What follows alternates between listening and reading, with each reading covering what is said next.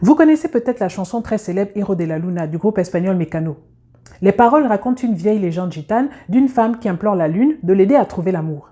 La lune acquiesce et lui dit « Tu auras ton homme, mais en échange, je veux le premier enfant que tu lui engendras. » L'accord est conclu et la femme rencontre par la suite un homme. De leur union va naître un fils, mais à la naissance, la mère constate avec choc que l'enfant a la peau extrêmement blanche et les yeux gris. L'apparence de l'enfant est similaire à celle de la lune et l'enfant est en fait albinos. Mais lorsque son mari voit l'enfant, il l'accuse de l'avoir trompé, il entre dans une rage folle, la poignarde et la tue. Ensuite, il prend l'enfant et va l'abandonner dans une colline, sans savoir qu'en réalité, il accomplissait la volonté de la lune. La lune, elle, récupère l'enfant et la légende explique qu'en fait, lorsque la lune est pleine, c'est que l'enfant est de bonne humeur, mais lorsque l'enfant pleure, la lune forme un croissant pour le bercer. C'est une histoire tragique et l'élément principal, c'est le pacte ou l'accord conclu entre la lune et la femme. On va tous être d'accord que c'était un très mauvais deal et que la lune a été trompeuse, ou en tout cas, elle n'a pas révélé à la femme le coût réel de leur accord. La lune, elle finit avec l'enfant comme elle le voulait, mais la gitane s'est fait avoir. Elle a perdu sa vie. Si elle savait ce que ce pacte impliquait réellement ou les circonstances dans lesquelles les choses allaient se réaliser, elle n'aurait probablement pas accepté. Mais si je vous disais que c'est un phénomène très commun et que dans la vraie vie, c'est peut-être encore pire, que nous-mêmes, on se retrouve souvent dans des situations similaires. On conclut un accord avec quelqu'un ou on en arrive à un entendement, on dit oui à une demande, mais une fois qu'on a dit oui, les termes du contrat changent, on tombe dans le piège, on se fait avoir sans même s'en rendre compte. Pour cette vidéo, on va parler d'une des techniques de manipulation les plus subtiles et les plus efficaces. C'est la stratégie de l'amorçage ou le lowballing. Pour cette technique, la personne commence par nous faire une offre alléchante, un deal qui semble très avantageux pour nous ou qui ne nous coûte rien. Et forcément, elle obtient notre accord. Et une fois qu'on accepte, elle augmente les coûts et nous révèle les clauses cachées du contrat. Imaginez que vous cherchez à acheter un téléphone, vous voyez la vitrine d'un magasin qui vous dit dernier modèle disponible juste pour 200 000 francs CFA. Ça correspond pile poil à votre budget et vous bondissez sur l'occasion, vous entrez dans la boutique, on vous montre le téléphone, vous testez les fonctions, ça vous plaît. Vous dites au vendeur ou à la vendeuse que vous voulez le prendre, vous choisissez votre couleur. Vous faites la queue et au moment de passer à la caisse, le vendeur ou la vendeuse vous dit « Ok, 200 000 francs, c'est le prix hors taxe. Avec taxe, ça fait 215 000.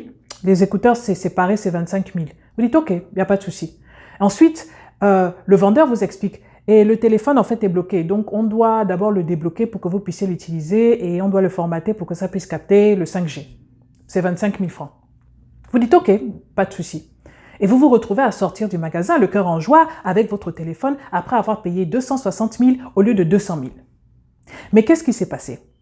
Le vendeur avait l'intention de vous faire payer 260 000 depuis le départ, mais il a affiché un prix bas pour vous attirer et compter sur le fait qu'une fois qu'on a accepté une demande, c'est difficile de nous désengager même lorsqu'on nous révèle des frais cachés.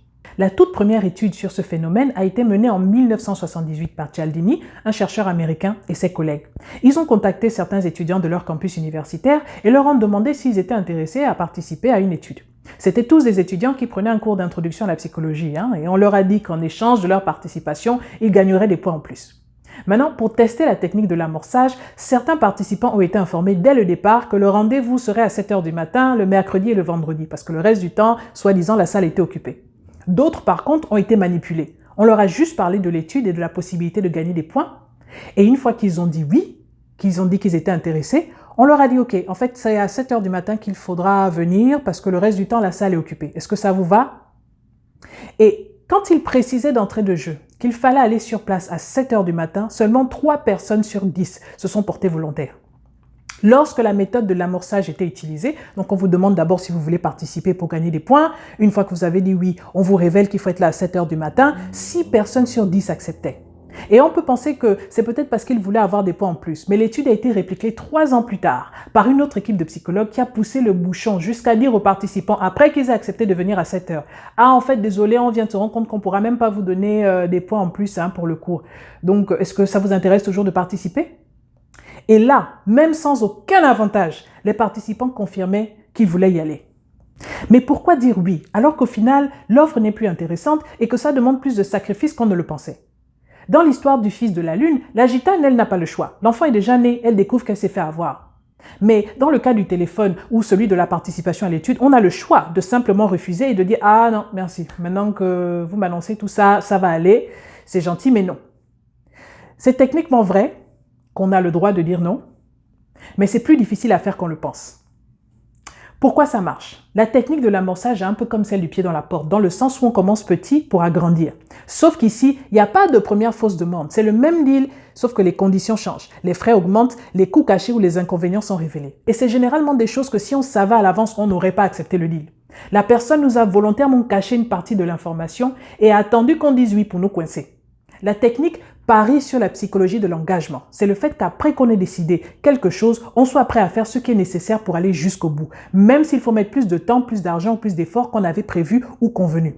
On se concentre sur l'objectif à tel point qu'on devient résistant au changement.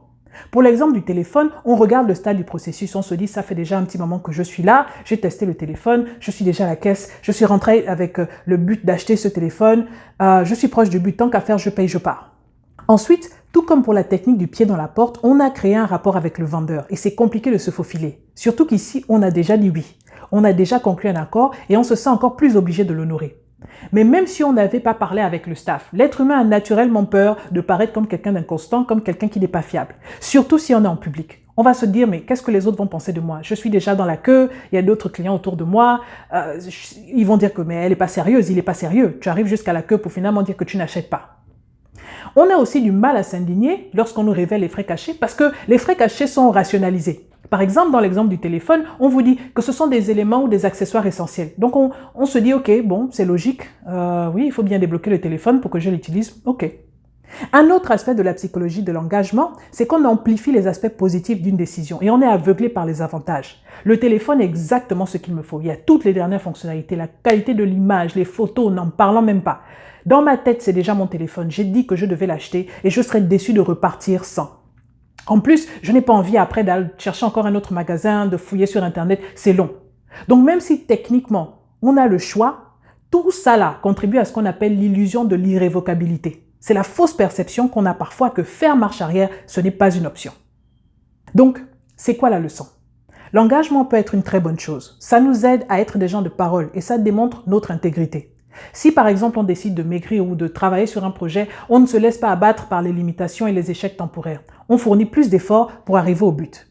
Et il n'y a aussi rien de mal à être quelqu'un de flexible, même lorsqu'on a conclu un accord avec quelqu'un.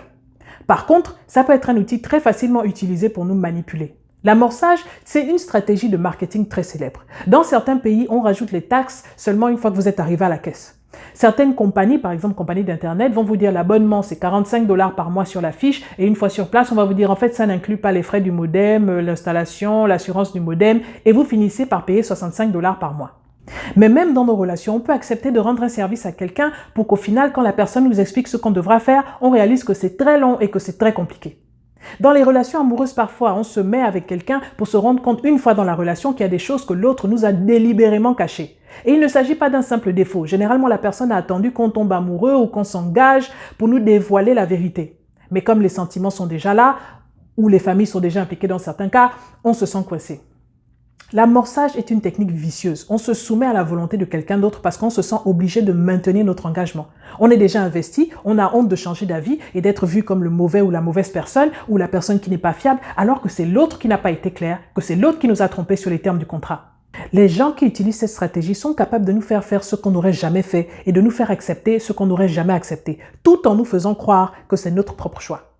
Alors voilà, c'était tout pour Afropsychologie aujourd'hui. La semaine prochaine, on va parler de 2 autres techniques de manipulation qui ont un processus complètement différent, mais qui peuvent être tout aussi efficaces et tout aussi vicieuses. Si cette vidéo vous a plu, merci de liker et de follow la page La Minute Afropsychologie sur Facebook. Surtout de commenter, ça me permettra de savoir si vous avez des questions et de les adresser lors d'une prochaine vidéo ou d'un live.